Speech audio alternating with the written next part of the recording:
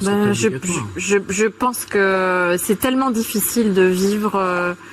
Personne ne s'attendait à ce que la femme qui a passé sa vie à guider les autres vers l'amour déclenche un choc national. Pourtant, lorsque Karine Lemarchand prononce soudain « Oui, je vais me marier », tout bascule. Pourquoi cette révélation aujourd'hui, après des décennies de silence et de peur d'aimer? Quel secret enfoui vient d'exploser et bouleverser son destin? Restez, car ce que vous allez entendre dépasse tout ce que l'on croyait connaître d'elle. Si l'annonce de son mariage a frappé la France comme un coup de tonnerre, c'est parce qu'elle n'est pas simplement une décision tardive, mais l'aboutissement d'un chemin secret, sinueux et profondément humain, que Karine Lemarchand avait soigneusement dissimulé derrière son sourire et son professionnalisme. Pendant des années, elle a animé des émissions où l'amour renaissait sous ses yeux, où des couples hésitaient, se confiaient, se déchiraient avant de se retrouver. Et tout cela sous sa présence douce et rassurante, sans que personne n'imagine que, dans l'ombre, elle vivait une autre réalité, bien plus fragile. La vérité, c'est que Karine a longtemps porté une solitude choisie, presque stratégique, une manière de se protéger après avoir trop souvent vu ses propres certitudes s'effondrer. Ce que le public ignorait, c'est que ce choix de prudence remontait à très loin, au jour où sa voix n'était qu'une promesse parmi tant d'autres, lorsqu'elle luttait pour exister dans un monde médiatique qui ne la voulait pas, ou du moins, pas encore.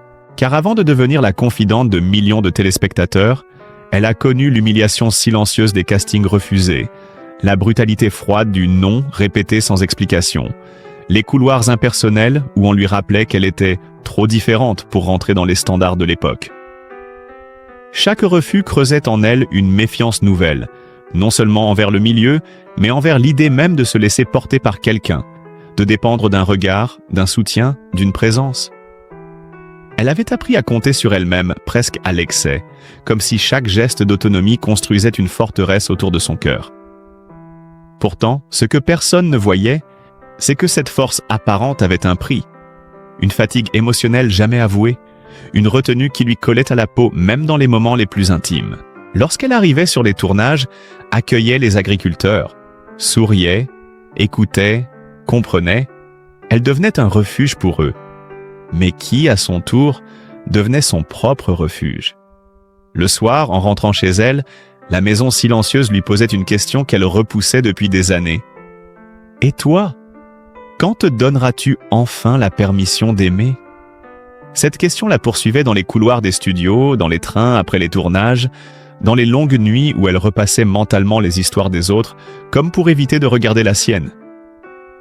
Les saisons passaient, son succès grandissait, mais son cœur restait fermé par prudence plus que par conviction. Une peur ancienne, née dans l'enfance, la retenait toujours, cette peur d'être de nouveau déstabilisée, de perdre ce contrôle qu'elle avait mis toute une vie à construire. Pourtant, les premiers signes d'un changement, discret mais réel, ont commencé à apparaître bien avant que quiconque ne le remarque. Lors d'une interview, sa voix vibrait différemment, moins crispée, plus ancrée, comme si un poids invisible s'était enfin allégé. Lors d'un tournage, une collègue lui aurait confié qu'elle la trouvait étrangement apaisée, ce à quoi Karine avait simplement répondu par un sourire énigmatique. Puis il y a eu ces rares fois où, entre deux prises, elle regardait son téléphone avec un éclat qui ne lui était pas familier, un éclat fragile mais sincère. Elle pensait pouvoir cacher cette évolution encore longtemps, mais le destin, lui, ne cachait rien. Un homme était entré dans sa vie, discrètement, sans chercher à la conquérir comme un trophée, mais en l'apprivoisant doucement, patiemment, avec une présence stable et apaisée. Un homme cultivé, loin des caméras, loin du vacarme médiatique, quelqu'un qui ne voyait pas en elle Karine Lemarchand l'animatrice, mais Karine tout simplement, avec ses forces, ses cicatrices, ses silences, ses peurs. Pour la première fois depuis longtemps, elle n'a pas fui. Elle n'a pas mis de distance, n'a pas créé de mur. Elle a observé, elle a douté bien sûr, mais elle est restée. Et cette simple décision, imperceptible pour le public, a été un bouleversement intime. Car aimer à nouveau, à cet âge, après tant d'années d'autoprotection, ce n'est pas céder à l'émotion, c'est un acte de courage. Un acte qu'elle s'apprêtait enfin à poser, sans regret, sans justification, sans masque. le mariage n'était pas une fin, ni une revanche, mais la preuve éclatante que même les cœurs les plus prudents peuvent, un jour, choisir d'ouvrir la porte et d'accueillir la lumière. Ce qui rend cette histoire encore plus bouleversante, c'est que Karine n'a jamais réellement prévu de retomber amoureuse. Pendant longtemps, elle s'était convaincue que sa vie était suffisamment remplie pour ne plus avoir besoin de ce vertige-là, que la stabilité qu'elle avait construite avec sa fille, son travail et son indépendance constituaient une forme de bonheur qu'elle maîtrisait enfin. Elle pensait sincèrement que l'amour, à son âge, était un supplément de vie, pas une nécessité. Pourtant, plus les années avançaient, plus une faille s'ouvrait dans ce raisonnement. Une faille discrète mais persistante, qui se manifestait dans ces instants où elle observait les couples qu'elle accompagnait dans « l'amour est dans le pré », sans pouvoir s'empêcher de se demander comment il était possible de continuer à croire, encore et encore, malgré les échecs, malgré les déceptions. Elle les voyait trembler, s'ouvrir, se dévoiler, et parfois un regard, un geste, une hésitation réveillait en elle quelque chose qu'elle avait longtemps cherché à étouffer. Et si, malgré tout, elle aussi méritait cette vulnérabilité partagée? Ce questionnement, elle l'a longtemps repoussé, l'enfouissant derrière son rôle, derrière sa maîtrise, derrière ce sourire professionnel que tout le monde croyait connaître.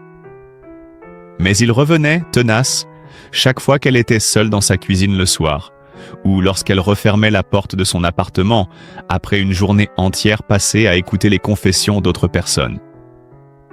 La solitude, à force d'être apprivoisée, finit par devenir une compagne exigeante, et Karine, sans s'en rendre compte, avait commencé à lui désobéir.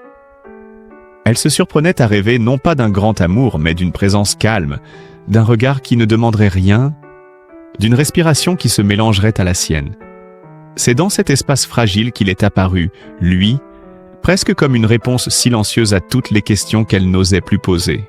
Leur rencontre n'a pas été un coup de foudre, ni une scène dramatique comme dans les films, mais une évidence progressive, une sorte de lente reconnaissance de deux âmes qui se sont croisées sans chercher à se posséder.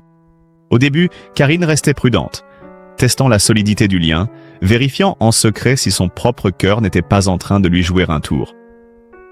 Mais plus ils se parlaient, plus les barrières qu'elle croyait infranchissables se fissuraient. Il n'avait pas besoin de l'impressionner. Elle n'avait pas besoin de se protéger.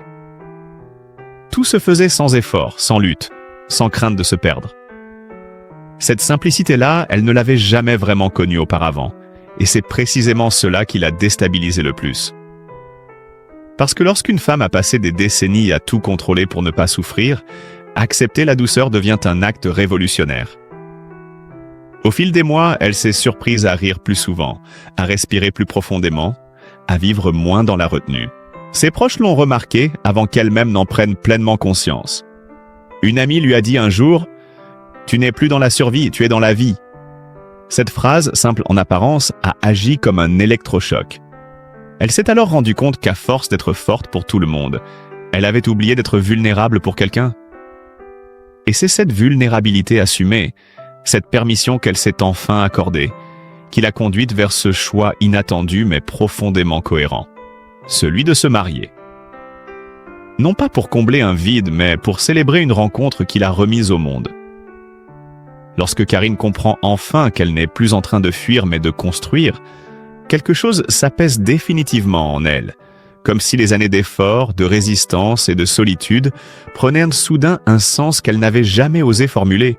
Pourtant, cette transformation n'a rien eu de spectaculaire pour ceux qui l'ont observée de l'extérieur. Elle s'est faite en nuances, en gestes minuscules, en silences assumés. Ce qui change véritablement, c'est la manière dont elle se tient dans la vie. Moins sur la défensive, moins dans la maîtrise, plus dans une forme d'accueil qui lui était jusque-là étrangère. Et à mesure qu'elle s'ouvre, elle prend conscience d'une réalité qu'elle avait toujours étouffée. L'amour n'était pas son ennemi, c'était la blessure non guérie qui la poussait à se barricader.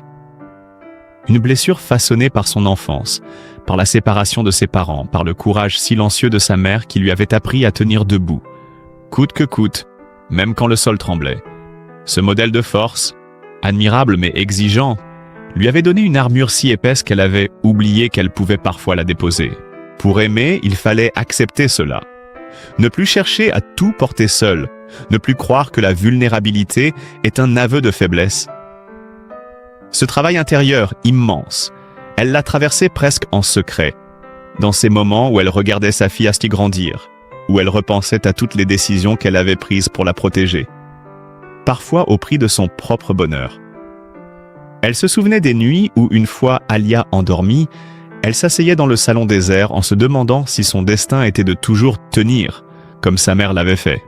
Mais un jour, en observant sa fille adulte construire sa propre vie sans la même peur de s'attacher, Karine a compris que la chaîne pouvait se briser, que la force pouvait aussi prendre la forme d'un cœur ouvert. Et c'est peut-être cela qui l'a le plus bouleversée. Constater que l'amour, lorsqu'il n'est pas imposé ou forcé, n'est pas une menace mais une continuité naturelle de la vie. Son compagnon, lui, n'a jamais cherché à remplacer quoi que ce soit, ni à combler un vide, ni à forcer une place dans un monde déjà bien rempli. Il s'est simplement tenu là, exactement là où elle avait besoin, avec une patience rare et une présence tranquille. Il ne cherchait pas à comprendre tous ces silences, mais à les respecter. Ce respect-là, profond, presque sacré, a été pour elle un déclencheur. Car lorsqu'on a vécu dans la lumière médiatique pendant si longtemps, entouré de jugements, d'attentes, de projections, rencontrer une personne qui ne voit que l'être humain derrière l'icône, c'est un choc. Un choc heureux, mais un choc tout de même. Plus leur relation avançait, plus Karine retrouvait un rapport au temps qu'elle avait perdu. Un temps qui ne s'accélère pas, un temps qui ne s'arrache pas, un temps qui se vit. Elle a commencé à imaginer un avenir non pas comme une suite de responsabilités, de rendez-vous, d'obligations, mais comme un espace partagé où elle n'aurait plus à se battre pour tout contrôler. Et cette vision nouvelle, douce et puissante à la fois, a fait émerger en elle l'idée du mariage. D'abord timidement, presque comme un rêve secret, puis de manière plus assumée. Non pas un mariage pour prouver quelque chose, ni pour répondre à une attente, mais un mariage comme un pacte intime, une manière de dire enfin « je ne suis plus seul dans ma propre histoire ». Et c'est là, dans cette prise de conscience, que son destin a basculé définitivement vers un horizon qu'elle n'aurait jamais imaginé possible quelques années plus tôt. Lorsque l'idée du mariage s'est imposée à elle, non plus comme une éventualité lointaine mais comme une possibilité réelle, Karine a d'abord ressenti une forme de vertige, cette sensation étrange d'être à la fois en terrain inconnu et pourtant parfaitement à sa place. Pendant des années, elle avait observé les histoires des autres se construire sous ses yeux, parfois avec maladresse, parfois avec grâce, mais toujours avec ce courage brut qui consiste à se jeter dans l'inconnu. À présent, c'était à son tour de franchir cette frontière. Et ce qui l'a frappée, c'est que la peur qu'elle croyait insurmontable n'était plus là, ou plutôt elle existait encore, mais ne la paralysait plus. Ce n'était plus une barrière, seulement un rappel de son passé, un témoin silencieux de la femme qu'elle avait été. Elle a commencé à en parler à quelques proches avec cette pudeur qui la caractérise, mais aussi avec une joie discrète que personne n'avait vue chez elle depuis longtemps. Certains ont été surpris, d'autres profondément émus, mais tous ont perçu dans ses yeux une lumière nouvelle, une lumière douce et assurée, qui disait sans un mot que ce choix n'était ni impulsif ni irréfléchi, mais le fruit d'une maturation lente et sincère. Pourtant, même dans ce moment de bonheur, Karine est restée fidèle à elle-même. Pas de théâtralité, pas d'annonce tapageuse, pas de volonté de créer un événement médiatique. Elle n'a rien cherché à vendre, rien à prouver, rien à montrer. Au contraire, elle a protégé cette décision comme un trésor fragile, consciente que l'exposition pourrait l'abîmer. Elle a choisi un lieu à l'image de son renouveau, un domaine viticole en Provence, baigné de lumière, de vignes anciennes et de vents chauds. Un endroit où le temps semble se dilater, où la nature impose son rythme, où l'on peut respirer sans artifice. Elle a imaginé la cérémonie non pas comme un spectacle, mais comme une poignée de main tendue vers la vie. Un moment de vérité partagé seulement avec ceux qui avaient moins vu ses blessures, ses efforts, ses chutes et ses renaissances. Le silence du lieu, la douceur des collines, le parfum des oliviers, tout cela composait une scène presque symbolique. Après avoir couru toute sa vie, elle s'autorisait enfin à s'arrêter. La veille du mariage, alors qu'elle marchait seule entre les rangées de vignes, elle a ressenti une émotion inattendue, une forme de gratitude immense. Non pas pour son succès, non pas pour sa carrière, mais pour le chemin intérieur qu'elle avait parcouru. Elle a compris que cette union n'était pas un couronnement, mais une libération. Elle ne s'unissait pas pour réparer quelque chose, mais pour célébrer une réconciliation avec elle-même. Son compagnon, fidèle à sa nature discrète, n'a jamais cherché à influencer ses choix. Il l'a simplement accompagnée, respectant ses hésitations, ses élans, ses silences. Il savait que pour une femme qui avait toujours tout porté seule, se laisser accompagner était déjà un acte d'amour immense. Et lorsque les premiers invités sont arrivés, une paix inhabituelle s'est installée en elle. Pas d'appréhension, pas de doute, seulement une clarté douce, comme si le monde s'était aligné autour d'une vérité simple. Ce jour-là, Karine n'a pas cherché à être parfaite, ni exemplaire, ni forte. Elle s'est contentée d'être vraie. Et cette vérité, après tant d'années de retenue, avait la force d'un miracle. Le matin du mariage, lorsque Karine s'est tenue devant le miroir, elle n'a pas reconnu immédiatement la femme qui lui faisait face. Ce n'était plus l'animatrice solide, irréprochable, toujours prête à absorber les émotions des autres. C'était une femme qui, pour la première fois depuis longtemps, se laissait traverser par les siennes.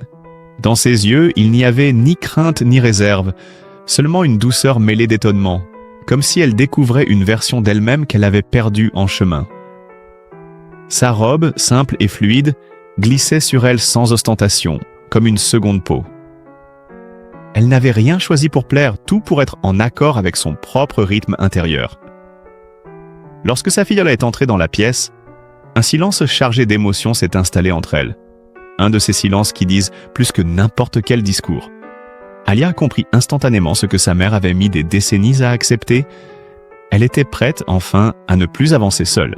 Main dans la main, elles ont traversé le couloir jusqu'à l'extérieur, où quelques amis proches attendaient. Et chaque pas résonnait comme une page qui se tourne, non pas avec fracas, mais avec la précision tendre des évidences tardives. Le paysage provençal baignait dans une lumière presque irréelle. Un soleil doux, sans brutalité, comme s'il respectait lui aussi l'intimité du moment. Lorsque Karine a aperçu son compagnon, debout au bout de l'allée, droit mais ému, elle a senti quelque chose se dénouer en elle, une tension ancienne, un fil invisible qu'elle avait tenu trop longtemps entre ses doigts. Il n'y avait pas de musique grandiose, seulement le bruissement du vent dans les oliviers, ce son que personne n'écoute vraiment, mais qui ce jour-là semblait raconter toute une vie. En s'approchant de lui, elle a compris que le véritable voyage n'était pas celui qui l'avait mené jusqu'ici, mais celui qui commencerait après. Il a pris sa main avec une délicatesse qui n'appartenait qu'à lui, sans chercher à la guider ou à la retenir, simplement pour être à sa hauteur, pour marcher avec elle, pas devant ni derrière. Les mots qu'ils ont échangés n'ont pas été capturés par des caméras, car il n'y en avait pas. Ils n'ont pas été prononcés pour être entendus par des millions de personnes, mais pour être vécus par deux êtres qui, après tant d'épreuves séparées, avaient choisi la même direction. Lorsqu'elle a dit « oui », ce n'était pas une proclamation spectaculaire, mais un souffle, un consentement intime, presque secret, qui avait pourtant le poids d'une révolution intérieure. Les invités ont applaudi doucement, certains les larmes aux yeux, non pas parce qu'ils assistaient à un événement exceptionnel, mais parce qu'ils savaient ce qu'il représentait. La victoire de la confiance sur la peur, de l'ouverture sur la retenue, de la paix sur la vigilance permanente. Et tandis que la cérémonie se terminait, Karine a ressenti pour la première fois une sensation qu'elle avait longtemps observée chez les autres sans jamais la reconnaître en elle. La certitude d'être exactement là où elle devait être, ni en avant, ni en retrait, simplement à sa place, aimée et aimante. Après la cérémonie, lorsque le soleil commença à glisser derrière les collines, un moment suspendu s'installa, comme si le temps avait décidé de ralentir pour leur offrir une parenthèse que rien ne viendrait le briser. Le dîner se déroulait sous une pergola recouverte de feuilles de vigne, éclairée par des guirlandes discrètes qui diffusaient une lumière chaleureuse, presque domestique. Autour de la table, les conversations étaient calmes, les rires légers, les regards sincères. Rien n'était forcé, rien n'était grandiloquent. Et c'est précisément cette simplicité qui rendait la scène bouleversante. Un ami proche prit la parole pour lire un texte qu'il avait écrit spécialement pour eux. Un texte sur l'amour qui ne cherche pas à éblouir mais à durer. Un amour qui ne promet pas l'éternité mais la présence. Les mots se déposèrent doucement dans l'air, résonnant avec chaque étape du chemin parcouru par Karine. Elle sentit ses yeux se remplir de larmes, non pas de tristesse ou de nostalgie, mais de reconnaissance pure. Elle comprit alors que toutes les barrières qu'elle avait créées n'avaient pas été un signe de faiblesse, mais un mécanisme de survie, nécessaire à une époque où elle se croyait incapable d'être aimée autrement que pour ce qu'elle représentait. Aujourd'hui, elle voyait que quelqu'un l'aimait pour ce qu'elle était, dans toute sa complexité, ses contradictions et sa lumière. En observant les visages autour d'elle, elle réalisa aussi que ce mariage n'était pas seulement son histoire. Il touchait ceux qui avaient assisté à sa lutte silencieuse, ceux qui l'avaient vu se relever encore et encore. Dans un moment d'intimité rare, elle posa sa tête sur l'épaule de son mari, et la sensation qui l'envahit n'était ni l'excitation ni la passion brûlante, mais une paix profonde, presque physique, comme si son corps lui-même comprenait enfin qu'il pouvait relâcher la tension. Le vent se leva doucement et fit frémir les feuilles d'olivier. Elle regarda le ciel se teinter de rose et d'or et se dit que jamais un horizon ne lui avait paru aussi vaste. Lorsque la soirée toucha à sa fin et que les invités commencèrent à partir, chacun la serrant dans ses bras avec une tendresse particulière, elle sentit que quelque chose d'invisible venait de se sceller. Quelque chose qui n'avait pas besoin de mots ni de symboles. En quittant la pergola main dans la main avec son mari, elle sut au plus profond d'elle-même que cette journée n'était pas une parenthèse enchantée, mais un point d'ancrage. Une base solide à partir de laquelle elle pourrait enfin vivre non plus dans la retenue, mais dans la confiance. Et pour la première fois, en traversant la cour du domaine enveloppée dans la tiédeur de la nuit provençale, elle se surprit à murmurer, presque pour elle seule, « J'ai attendu longtemps, mais je suis arrivée. » Cette nuit-là, alors que tous les invités étaient enfin repartis et que le domaine retrouvait son calme, Karine resta un long moment dehors, comme incapable de rentrer, savourant chaque seconde de ce silence nouveau qui n'avait plus rien de pesant. La brise légère transportait le parfum des lavandes, et dans cette solitude désormais choisie, elle ressentit une sensation étrange mais merveilleuse, celle d'être enfin alignée avec sa propre vie. Elle repensa à son parcours, à toutes les versions d'elle-même qu'elle avait dû abandonner pour survivre, à celles qu'elle avait dû inventer pour se protéger, et à celles qu'elle avait enfin retrouvées grâce à cette rencontre. Chaque étape, chaque douleur, chaque doute prenait soudain une dimension différente, comme si le puzzle qu'elle assemblait depuis l'enfance trouvait enfin sa cohérence. Son mari la rejoignit en silence, se tenant près d'elle sans la toucher, respectant cet instant où elle semblait converser avec son propre passé. Ils restèrent ainsi, côte à côte, regardant les lumières lointaines des villages provençaux scintiller comme des étoiles tombées au sol. Aucun mot n'était nécessaire. Tout avait déjà été dit dans les regards, dans les gestes de la journée, dans leur silence partagé. Karine sentit alors que ce mariage n'était pas seulement l'ouverture d'un chapitre, mais la fermeture douce d'une longue lutte intérieure, une réconciliation profonde avec toutes les parties d'elle-même qu'elle avait laissées sur le chemin. Elle se tourna vers lui et, dans un souffle, lui confia que jamais elle n'aurait cru possible d'aimer ainsi, avec autant de lucidité et de paix. Il sourit, non pas avec triomphe, mais avec une tendresse infinie, comme s'il accueillait ce moment comme un cadeau qui ne lui appartenait pas complètement, mais qu'il avait la chance de tenir entre ses mains. Ensemble, ils rentrèrent enfin à l'intérieur, laissant derrière eux la terrasse illuminée. Et tandis que la porte se refermait doucement, Karine comprit que ce geste simple symbolisait tout. Elle laissait dehors ses anciennes peurs, ses réflexes de fuite, ses armures, et entrait pleinement dans la vie qu'elle avait choisie. Pour la première fois depuis très longtemps, elle ne s'endormit pas avec l'impression de devoir être forte le lendemain. Elle s'endormit avec la certitude qu'elle n'aurait plus jamais à l'être seule. Si cette histoire vous a touché, si le parcours de Karine Le Marchand vous a ému par sa force silencieuse, par son courage de se relever, de se reconstruire et d'ouvrir enfin son cœur après tant d'années de retenue, alors prenez un instant pour lui envoyer un peu de votre bienveillance. Derrière l'animatrice que tout le monde connaît se cache une femme qui a dû apprendre à s'aimer autant qu'elle a aimé les autres. Une femme qui a traversé ses peurs pour offrir à sa vie une seconde naissance. Votre soutien, vos mots, vos gestes comptent plus que vous ne l'imaginez. Laissez un like pour honorer son chemin. Partagez cette vidéo pour rappeler que l'amour peut revenir à tout âge, même lorsqu'on ne l'attend plus. Et abonnez-vous pour continuer à suivre ces histoires humaines, profondes, qui nous rappellent que chacun mérite une chance de renaître. Dites-moi en commentaire ce que vous ressentez, ce que ce récit vous a inspiré. Et si vous aussi croyez que le bonheur finit toujours par trouver ceux qui ont eu la patience et le courage de l'attendre. Merci de faire vivre cette chaîne avec votre présence, votre sensibilité et votre cœur.